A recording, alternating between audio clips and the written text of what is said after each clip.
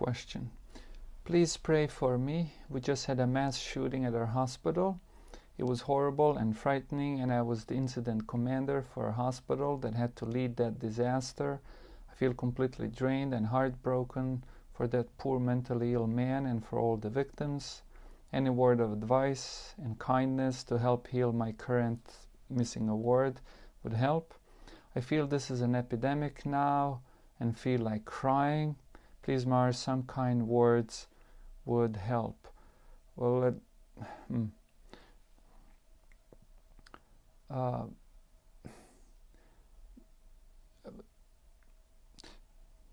it is not easy for me to respond to this.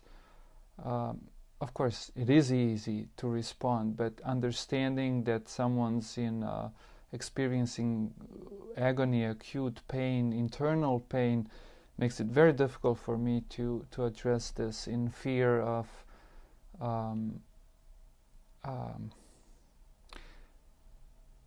saying something that would perhaps not help the person, maybe even aggravate the situation.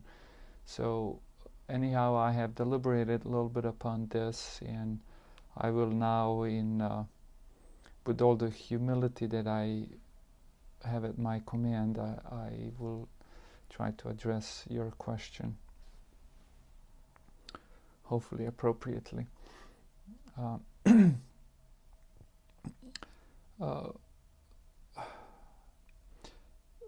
Horror is horror. That's the very nature of it. Evil is horror. Witnessing evil is in itself a very intense experience. Probably the thing that compounds the issue that much more is when horror and evil happen, and we cannot do anything about it. When, as you have expressed in your message, you said, I think this is an epidemic now, which indicates the nature of the shock that you have experienced, namely that this is happening. We don't want it to happen, yet it is happening. We're trying to combat the thing, to deal with it, to suppress it, to heal it, to not allow it, but darn, it's happening again and again. And it is that much more difficult that this time you were involved in it. So this the feeling that we're helpless makes the situation that much more worse.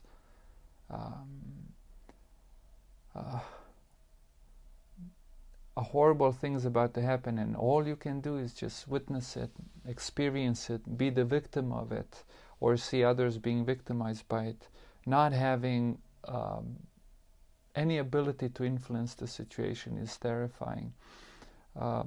Of course, people in general are trying to deal with it, but as you say, it keeps happening again and again, and that's what's really terrifying in it all. The other terrifying thing is that, and falls in the same category, is that this person you described, excuse me, I'm a monk, so I'm a little bit disconnected from some of the things that go on in this world. But you say that that the person who perpetrated the violence was a mentally ill person, and so that's also sort of a helpless situation. I mean, if it was a healthy person, then you would know what to do, but if it's a mentally ill person, you can't even properly blame the person. He's just ill, he's out of his mind.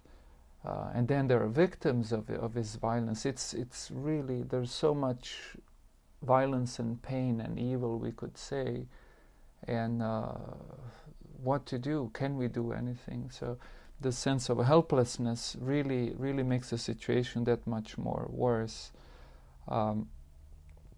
Now,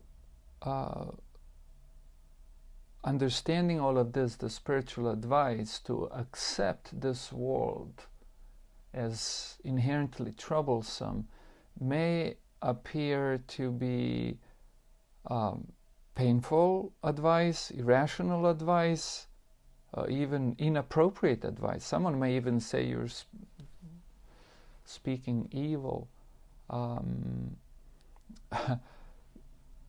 Now, I'm not going to quite give that advice, but in the Bhagavad Gita we have something which I think ought to be considered in this matter also. Krishna says, Mamu petya punar janma dukhalayam ashashvatam. It's a famous verse, and it says, it basically describes this world as quite a troublesome place and irreparably troublesome. You can't fix it. It's like that.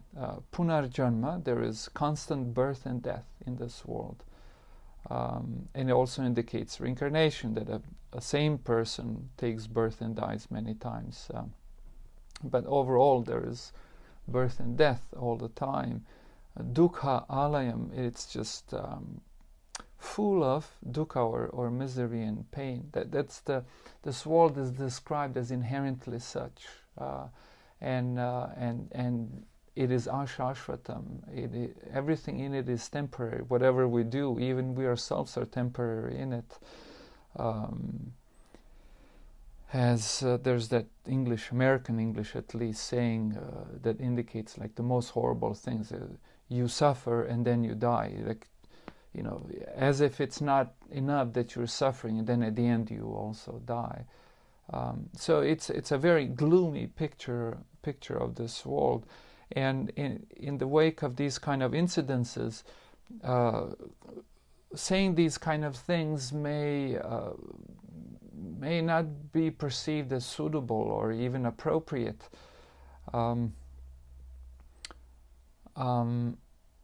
But here I am quoting this for a reason.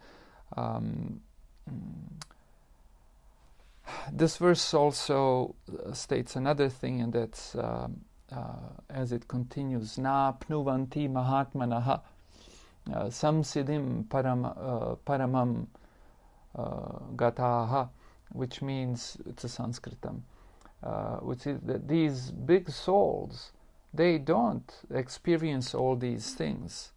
Why? Because they have achieved spiritual perfection and they have entered the spiritual world. Did I mention about this one? Now, it is worth thinking about it. As long as I have been alive in this body, and as long as I study history, there's always misery. As much as we try to avoid it, and I'm not saying we shouldn't be avoiding it, but as much as we try to avoid it, it's still there, and we're subjected to it again and again and again and again. Of course, this place is not only miserable; there's plenty of happiness too, but that happiness is regularly interrupted, and sometimes interrupted in horrific ways. And so that's the nature of this world. At least in his conversation with Arjuna, Krishna says this is the nature of this world. And in many ways it helps if we accept this fact that that is the nature of this world, and that all of this, for all these reasons, it makes sense, this religious concept that this terrestrial plane is just a temporary plane, an opportunity for us to jump out of the matrix, of physical existence and penetrate the spiritual realm. In Christianity, kingdom of God; in Vaishnavism, in the Hare Krishna movement, the spiritual sky, etc., etc. That concept to me makes a lot of sense. And the goal is, so the advice that I deem appropriate here is to balance a couple of things. One thing is that we should definitely do all we can to combat and suppress evil. That we should deal with human misery. We should always try to help. But if we at the same time live in some kind of utopia land, thinking that this world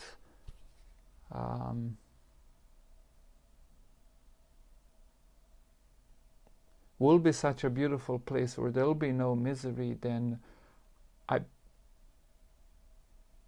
I think we're just setting ourselves up for a huge disappointment, huge, deep disappointment and pain and suffering, maybe even paralysis and all kinds of emotional problems, and maybe even psychological problems in extreme cases. Please don't get me wrong. I'm not saying let this world be evil, replete with pain and evil. Nothing like it.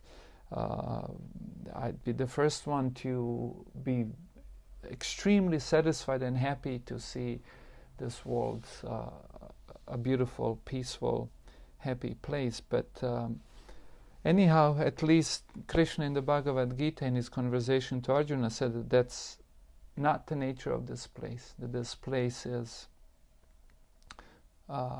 there's always birth and death. It's hard to tell which one's worse sometimes. That it's dukkhalayam, full of suffering, that is a shashvatam, that it is temporary.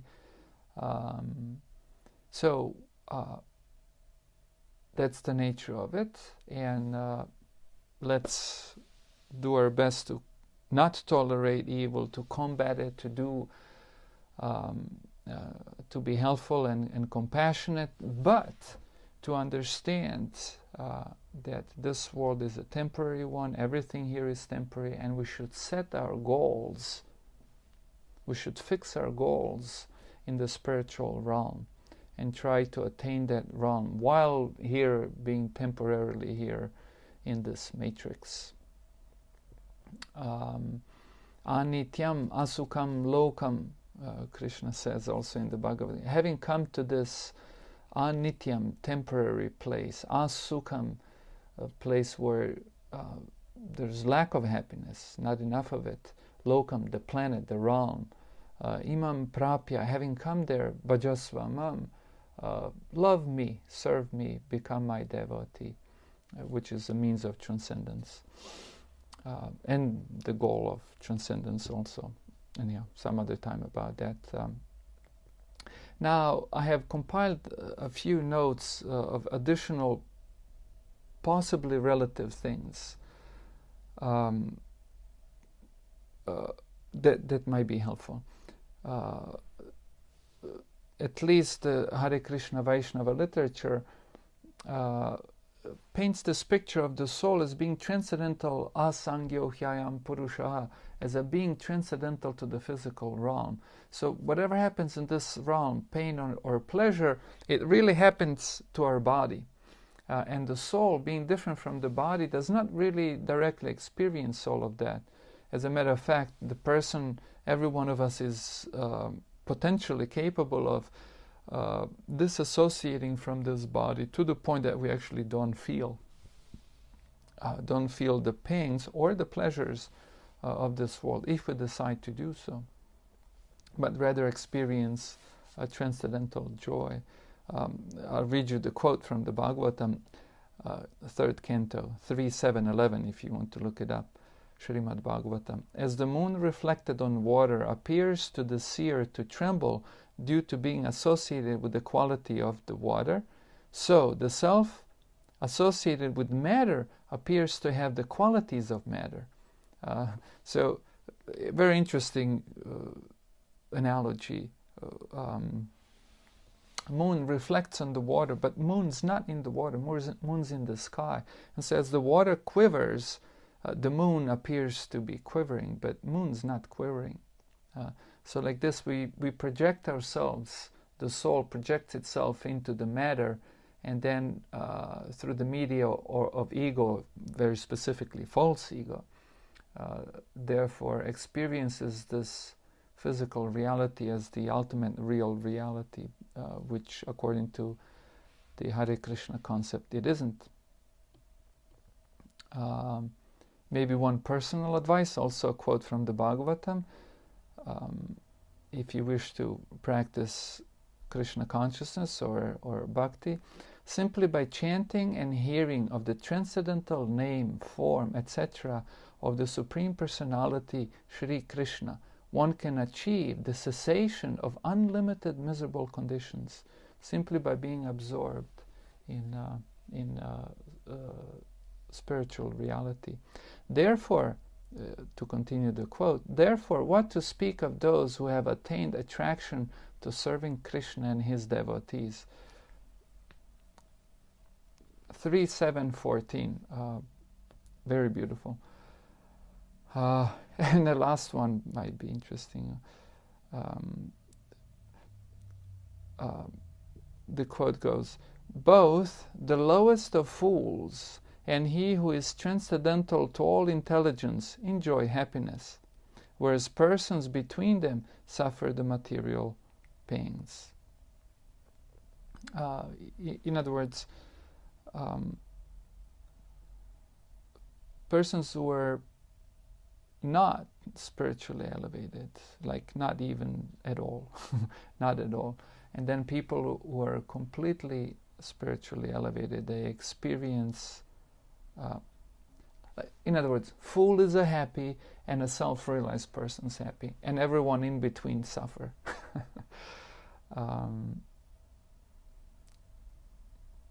I personally can really relate to this.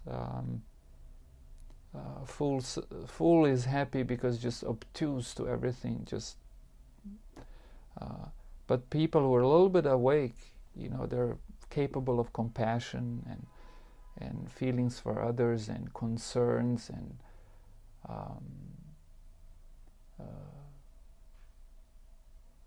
it is not easy for them. And then those who are completely self-realized are the people who have transcended the influences of the material realm and have therefore risen above it all. Again, if I may repeat, the main thrust of this presentation, the main idea is that we should combat the evil. We should try to deal with it, minimize it, eliminate it, do everything we can to do that, of course, as individuals, as a group of people, as a society of people. But at the same time, it's good to, it is helpful to consider what Krishna told to Arjuna, that this place is temporary. It is, that's just the nature of it, that with pleasure there's also pain in this world, and it's unavoidable. And therefore we should set our goals to the spiritual world and the spiritual realm. Okay, I hope this is helpful and appropriate to you. Thank you for trusting me with this relatively intimate question. Hare Krishna.